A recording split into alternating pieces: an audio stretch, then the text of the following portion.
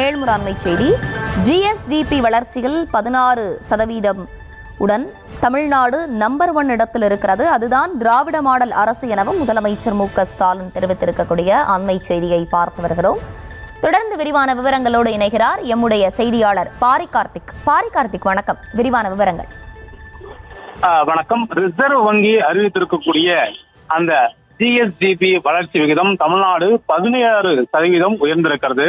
இதை முன்னிட்டு தமிழ்நாடு முதலமைச்சர் தனது எக்ஸ் பக்கத்தில் வானுயர் ஜிஎஸ்டிபி வளர்ச்சி விகிதம் பொருளாதாரத்தில் மிகப்பெரிய உயரமாக நினைக்கும் மாநிலங்களை விட பெரு நிலங்களை எல்லாம் பின்னுக்கு தள்ளிய தமிழ்நாட்டினுடைய சாதனையாக அவர் தெரிவித்திருக்கிறார். பரப்பளவில் பெரிய மாநிலம் இல்லை, அதே போல மக்கள் தொகையில் பெரிய மாநிலமும் இல்லை, ஒன்றிய அரசனுடைய ஆதரவும் பெருமளவு இல்லை. இருந்தும் ஜிஎஸ்டிபி வளர்ச்சி 16% தமிழ்நாடு முதலிடத்தில் இருக்கிறது என்றால் அதுதான் திராவிட மாடல் அரசு எனவும் தெரிவித்திருக்கிறார்.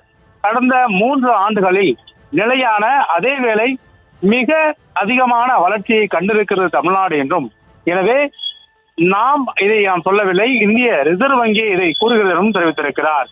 2021-25 வரையிலான நிதியாண்டுகளில் மட்டும் 10.5 லட்சம் கோடி ரூபாய் அளவிற்கு உயர்ந்திருக்கிறது என்றும், தமிழ்நாட்டின் பொருளாதாரம் மொத்த மதிப்பு 31.10 லட்சம் கோடி எனவும் தெரிவித்திருக்கிறார்.